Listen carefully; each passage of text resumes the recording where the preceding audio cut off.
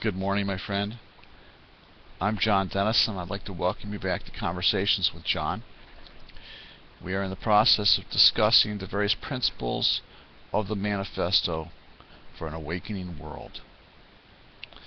Today we're going to be discussing the third principle of the Manifesto, which is to honor ourselves, each other, and the source of life within all. Again, you'll please forgive the low-tech means of graphics to put the principles before you, but I thought it would be more important to get directly to the heart of the principle than to spend time trying to figure out the mechanics of making a flashy presentation. Because in this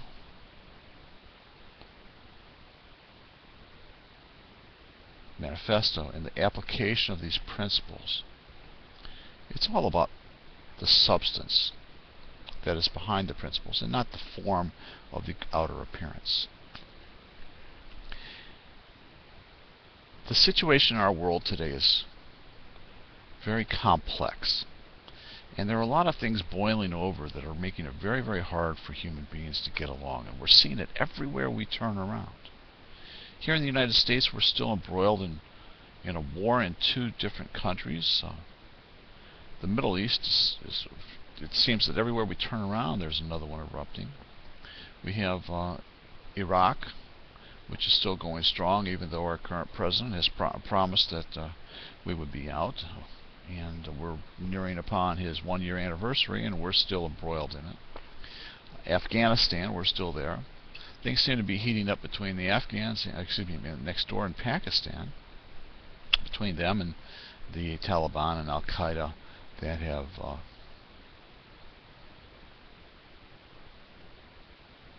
embedded themselves within the border regions. And then there is always the excuse me. Then there's always the possibilities of tension, the tensions and the possibilities of further violence erupting with Iran because of the obvious differences in perspectives and philosophies upon where the future of our world should go between those two countries. But the area that I'd like to most point out to you that's relevant to this principle today has to do with our own current affairs here in the United States. Over the last couple of years, we have seen a tremendous escalation of violence of youth upon youth, particularly in the city of Chicago, where hundreds have died as a result of gang violence, crime of one sort or another, drugs, or just plain people not liking each other.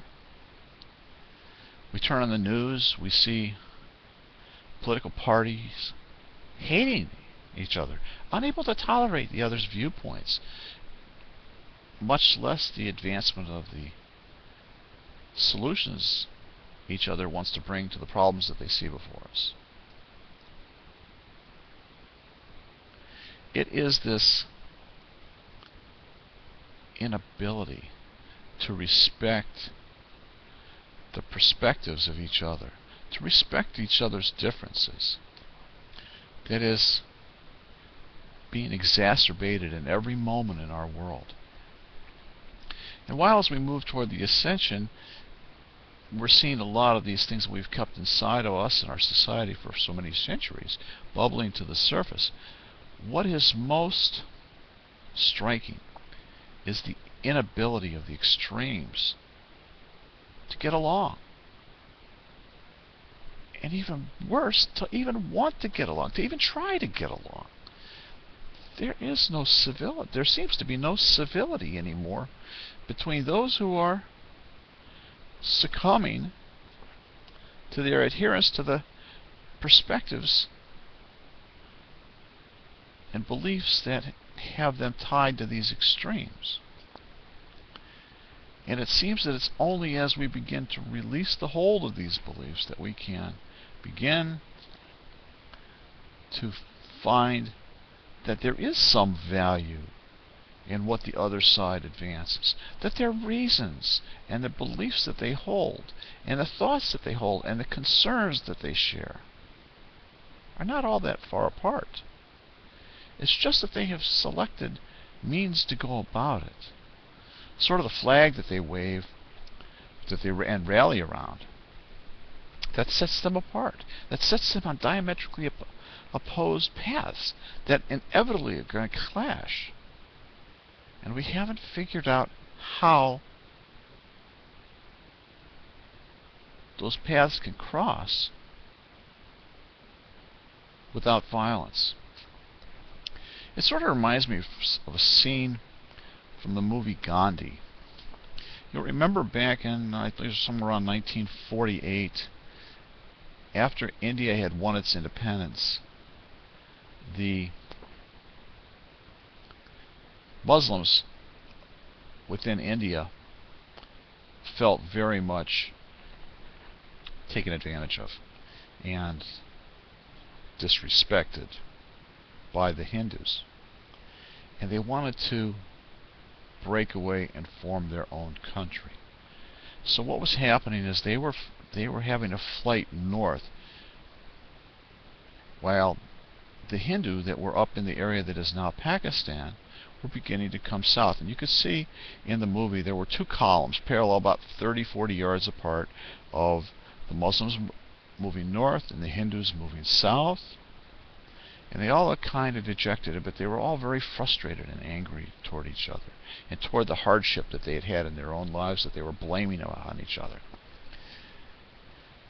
And all of a sudden one man couldn't stand it. He was overstricken by grief or by anger or whatever it was, and just went nuts and ran across the divide and started beating and killing the Indians. And the Indians in their frustration started beating back, and so the two sides then started clashing, and everybody just broke out into violence, where hundreds, if not thousands, appeared to be killed in that one scene,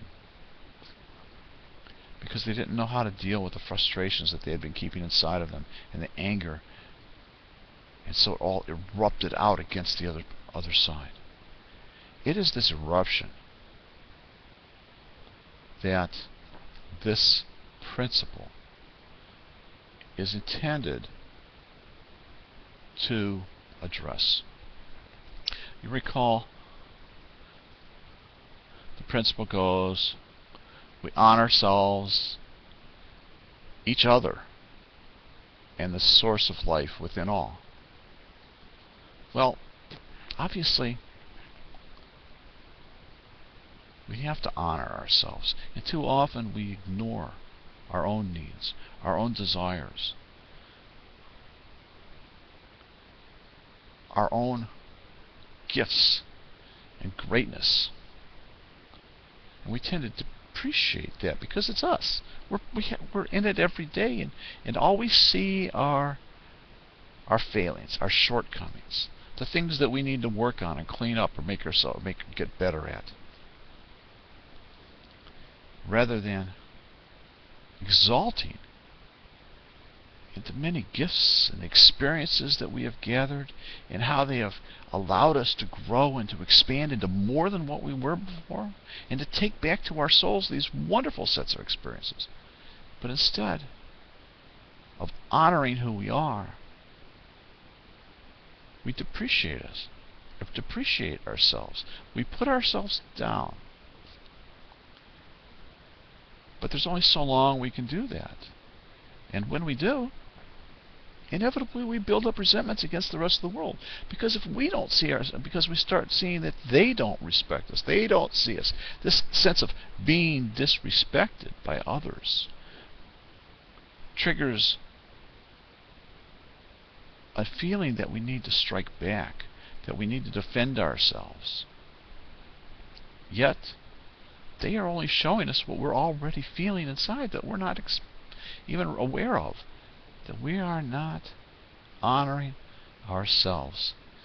And their disrespect, their lack of civility, is occurring because we are not giving ourselves the civility that we need to be able to address the different conflicts within us, to find them and find a way to reconcile them, to balance them and move forward, notwithstanding the fact that we may feel ambivalent on many of the same issues that they do. Instead, we pick sides against ourselves, trying to quash the side that we don't choose of the moment and pretend it's not there.